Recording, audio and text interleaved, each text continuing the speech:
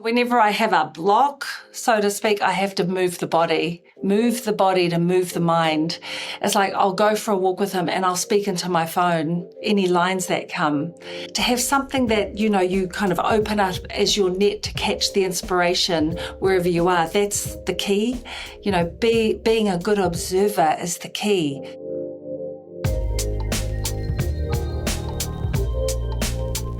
Today I have Dr. Selina Tusitala Marsh, who is an Auckland-based Pacific poet and scholar of Samoan, Tuvaluan, English, Scottish and French descent. Talk about getting the best of all worlds.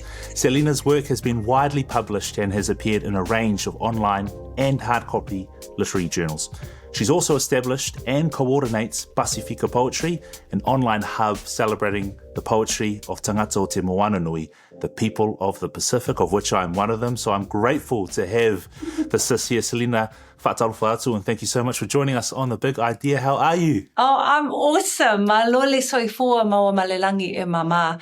Wonderful to be here finally. We've had some really great off-screen conversations, about what it means to be a creative in Aotearoa, New Zealand, and let's also get them what it on means screen. to sustain that, right? Yeah. So I want to start with when people meet you in a cafe or a restaurant and they say, "Oh, what do you do for a living?" What's your response to that? Because it's such a loaded question as a creative. What do you say to them? Oh, it's usually enough to say I'm a poet to back them off. or they get wide-eyed, and that's my doorway to kind of go, well, aren't we all poets? And they'll go, no, only those people are poets. And then we'll have a whole conversation about how we need to all attend the school of unlearning, especially when it comes to who gets to be creative in this world and not. And I usually end up with my slam line, everyone has the right to write, so go write. Yeah. Do it. Here's a pen and paper, go do it now. How did your creative journey start? Have you always been a creative, or was there a moment in your childhood when you were growing up where you said, you know what, I'm a poet, I'm a creative. This is who I am. Well, isn't it Picasso who says that everyone starts off as creative beings, and we get, we grow up and then we lose it. And so I think everyone is open to responding their way to the environment and to the world. But one of the formative moments was when I was watching the news when I was a kid, maybe 10 or 11, and French testing was going on in the Pacific, and we saw those pictures of Mururoa just exploding with the big mushroom clouds. And I wrote a poem and I sent it into the local Christian magazine, Grapevine magazine. It used to be delivered freely throughout West Auckland at least. And then I forgot about it. And then a few months later, a woman in Avondale came up to me and she said, I really, loved your poem, Selina. And I'd completely forgot that I'd put it out there into the world. But the epiphany was like, my Lord, something from in here, the mind and the heart, suddenly you publish it, you activate it into this living space, and it touches other people. It was like, whoa. So it was like there's something about the making and the touching of people's hearts that really got me. In that moment when you think back, because you wrote a piece, submitted it, and you forget about it, right? And then someone comes and reminds you, it's like, oh, Selina, I loved what you wrote. As a creative, was that confirmation of, man, I can do this, or I've got some talent here, God's given me some talent? Like, what was going through your mind when you had this stranger come up to you and talk to you about your work? Well, man, I actually you started saying the word information and then you changed it to confirmation, but it did give me information into who I was as a whole person. Like, I wasn't just a b-ball player. I wasn't just an English student. I wasn't just a painter. I was now a poet that added that information into my creative DNA. And it how school kind of is fixated on genres and boundaries and boxes, right? And when that happens, when someone comes up to me and says, hey, man, that was amazing, those boxes just explode, because then it's all about soul. It's all about love. It's all about reaching people and moving their hearts and minds and bodies together. I love your confidence and the passion you speak with about your work and about what you do. I'm thinking of young creatives here at the start. who might not have that yet, or any tips or tricks you have for them to unleash and unlock that creative energy? This is my biggest tip in the whole world. It's this. So this is morning pages. This is my unlined writing journal that I write every day, first thing in the morning or as soon as I can after waking up. 3 pages, long handwriting with this amazing creative instrument, right? And I write using AI, ancestral intelligence, right? We're the portals, we're the channels. And if we let ourselves be still, that wisdom will always surface and come through, right? So for a lot of my process, I've got to get out that quote unquote imposter syndrome, right? Yep, the internal censor. And this is a practice or a writing tool that Julia Cameron proposed in her best-selling writing manual of all ages called The Artist's Way. So for anyone kind of wondering how to become more of their own creative selves, that is the one book I would recommend. It's been around for decades. Its principles hold true, and it follows like the AA 12-step recovery program, but for artists, for creatives, for those of us who end up being lawyers or bus drivers or mums and dads, but have always had that creative urge deep within us, right? That's the book that I recommend, and it's everywhere. But it's getting to know my mind, my own way of being in this world, because there's a cacophony of external influences fighting for our attention, which is the gold currency of today, right? It's not money so much as it is attention. And if my attention is leaking out into the world, I don't know what, who God made me to be and say and do and bring into the world, so it's that space and page of knowing that is my first top tip. Love the self-awareness. And I want to know how you stay grounded. And I guess for me, the confidence to be who you are no matter where you go, because as artists, sometimes we're like, oh, do I need to be more of that to be accepted? Do I need to be more of that? Do I need to look like them, sound like them? But for you, it's like, hell no, I am who I am. I'm proud of where I come from. How do you maintain that confidence to be who you are and navigate that creative journey? Man, I love that question, Sar. That's the one, eh? So, I'm an academic at the University of Auckland, and I have taught in the English department since 2005. And my mentor and professor was Maua Laivao, Albert Wendt, right? Forefather of Pacific literature. Yeah. Sons on a return home, yeah. Yeah, but when he went, it's like I wasn't writing poetry then as much. I had it. I was one of those who had it educated out of me. So, subconsciously we are drawn to that art form, but because we no longer feel like we have permission to be that, we find the closest thing to that. For me, it was like, oh yeah, of course, I'll become a scholar of Pacific literature. I'll study the thing that I actually have within me. That's a safe way. I can do that. No one's kind of pointing fingers saying, who are you to be doing that? No one else was there, when I was there. And so it was easier to become a scholar of Pacific poetry rather than claim that space. But as soon as I did, and I did because the creativity gave me a lifeline of survival, of being the only brown person in the English department at my level, right? Because I was kind of dying a slow death. I kind of separated my brain and my heart, right? So my brain was doing fine, but my heart was like, I'm old school, right? I'm old school, and I can't see or hear or feel anyone who sounds like me here. So the poetry that came out was all about belonging and about seeing me in that literary mirror.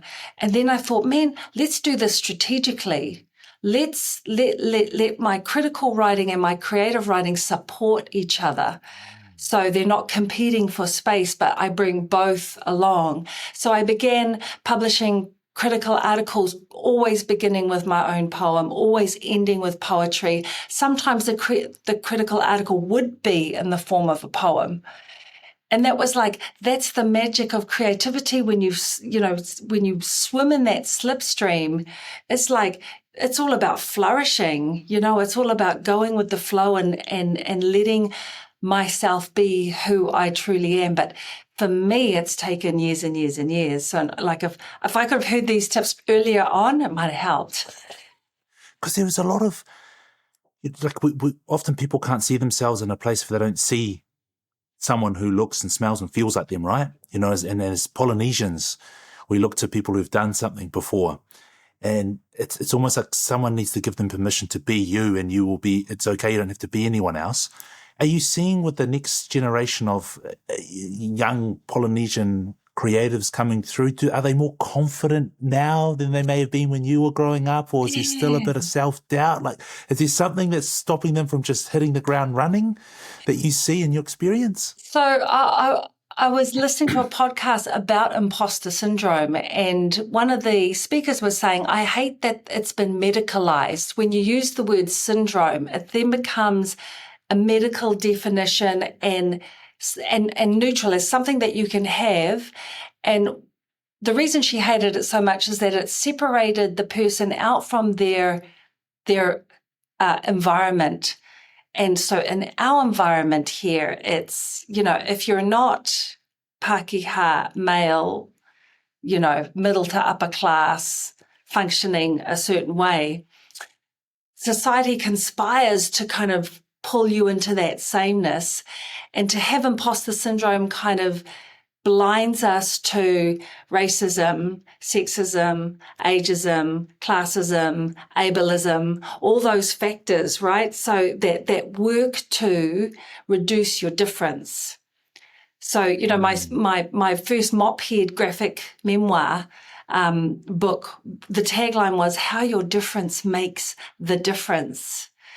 And, if we aren't aware, then that difference can kind of make us curl in on ourselves and try and be the same. But this book is all about, come out of yourself and stand in the difference and then see what happens. No one promises you anything, but it's like being aware that this isn't just my problem. So I think it's a human problem because we live in these socio-political systems, right, that look at brown creatives and go, oh, you must be like that. Or even when we look at ourselves, like each other, we're trying to kind of box. So what I see, one thing that characterizes young up-and-coming artists is I can't box them. They're doing spoken word and performance and dance and painting and theatre. And it's like, and why would I want to box them? They're writing novels that are poems with art and, with soundtracks to them. Why would I want to box them? Just celebrate Let them flow. Yeah, celebrate. Don't pigeonhole them, Don't put them in that one box.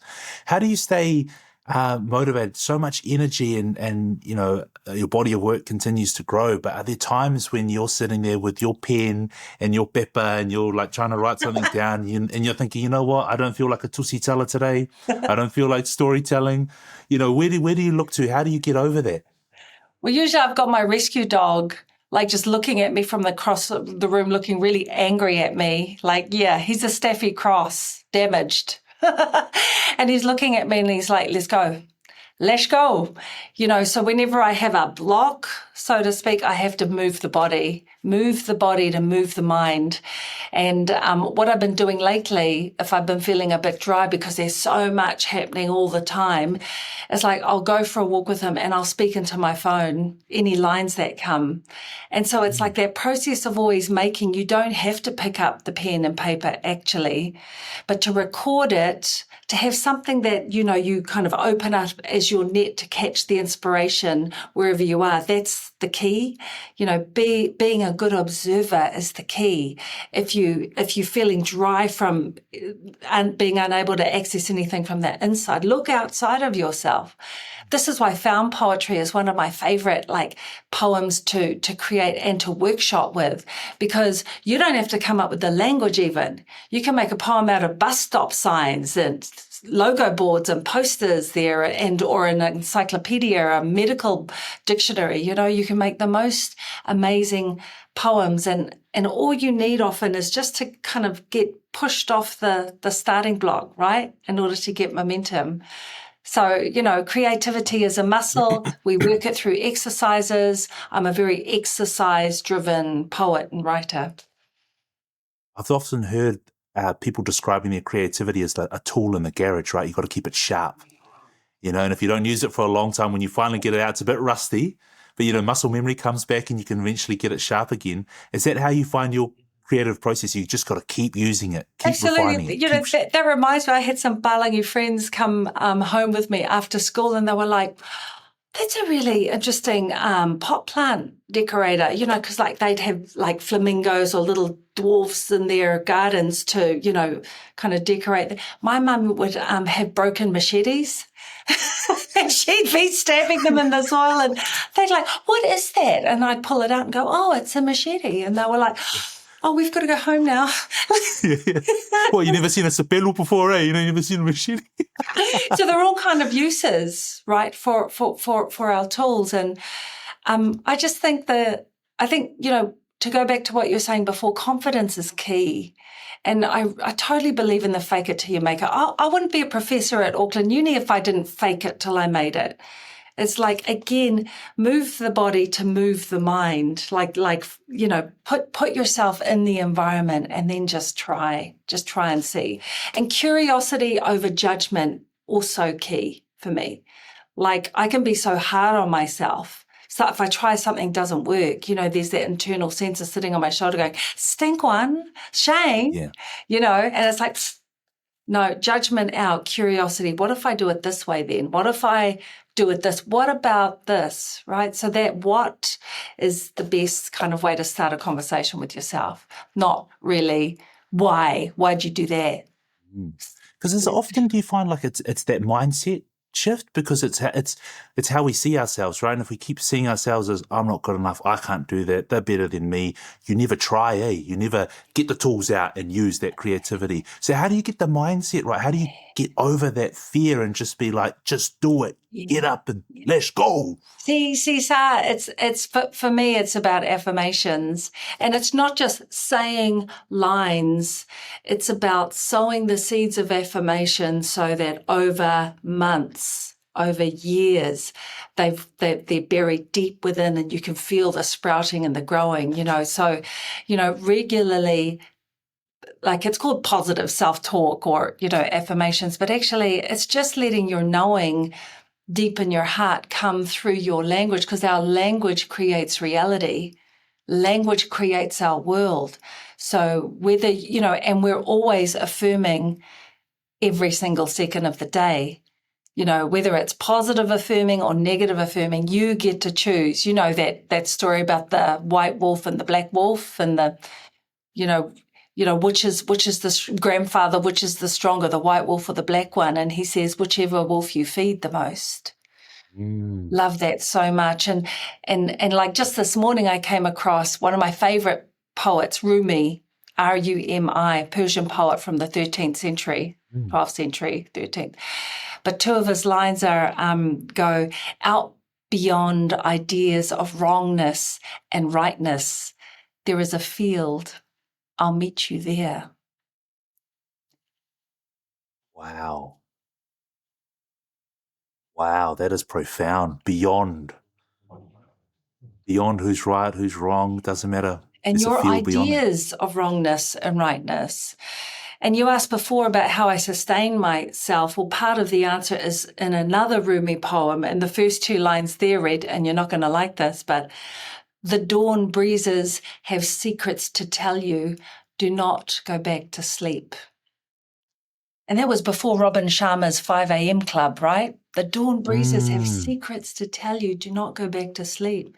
So part of my routine is to, as I did this morning, get up, 6 a.m., dogs looking at me angry, walk him, have a bit of a run, plunge into the sea, because I live on Waiheke Island, so I can do that, plunge into the sea, like do my ganga mes outside underneath the hose and wash my clothes and then get in and start the day, journal on the boat, coffee, go.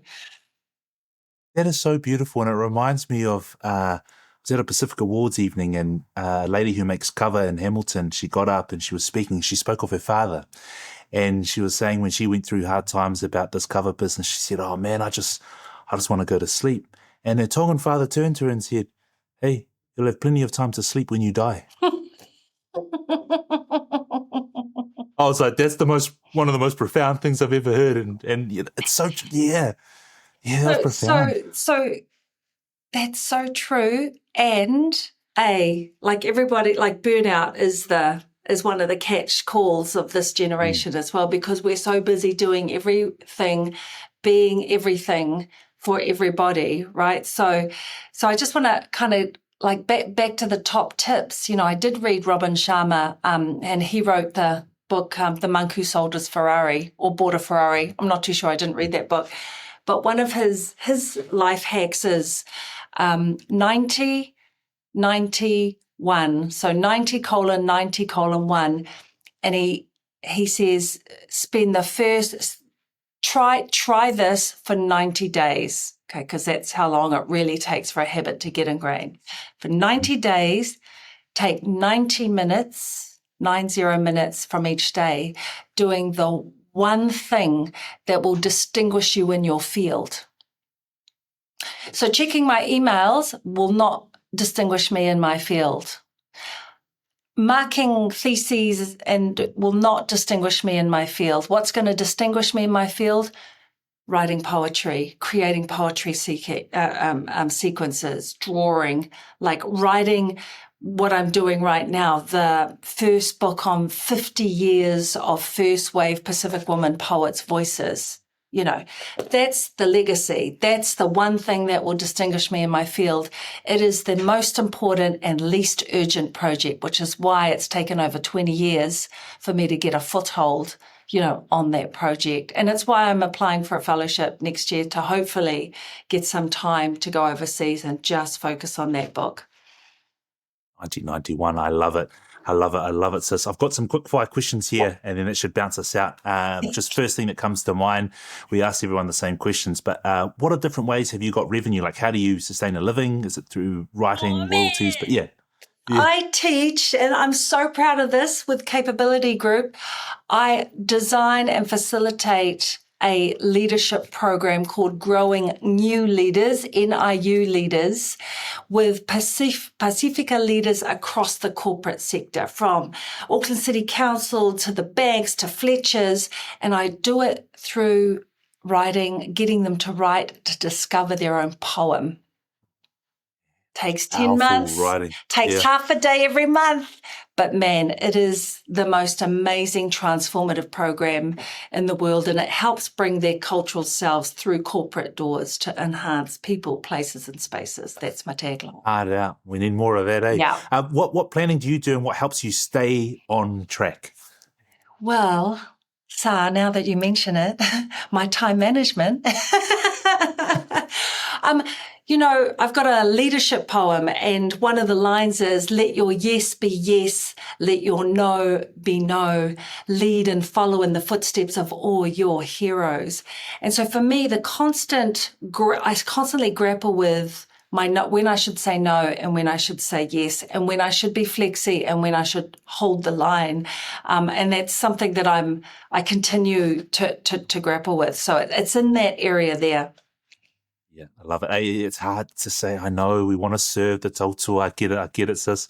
As a creative, do you experience, you sort of mentioned this before, your moments of self-doubt or imposter syndrome?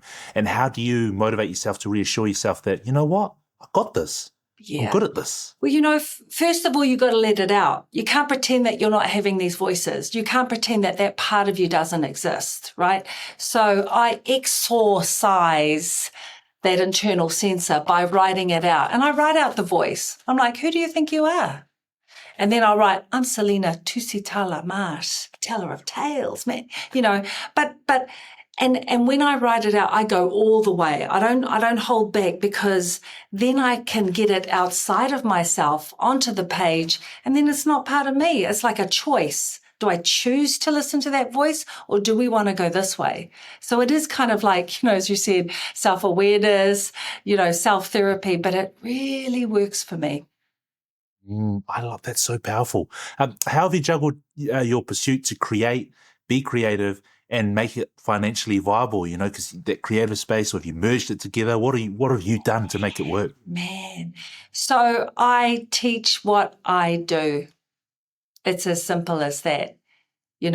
I teach what I do, and my classes are leaning more like centering creative practice. Even the literary classes, it's like, enough already. I'm tired of like peering from the outside looking at them. Let's get these students learning about this kind of writing by doing it themselves. That's the best way you can. And so that kind of mahi gives me back energy. It feeds my creative self. And lo and behold, students love it themselves, even if they've never written a poem before, so that's one thing. But, I've always had a day job, always, and I get asked to do a lot of keynotes, a lot of public speaking to inspire and enthuse, and I love that too. And it's now I'm claiming what I'm worth.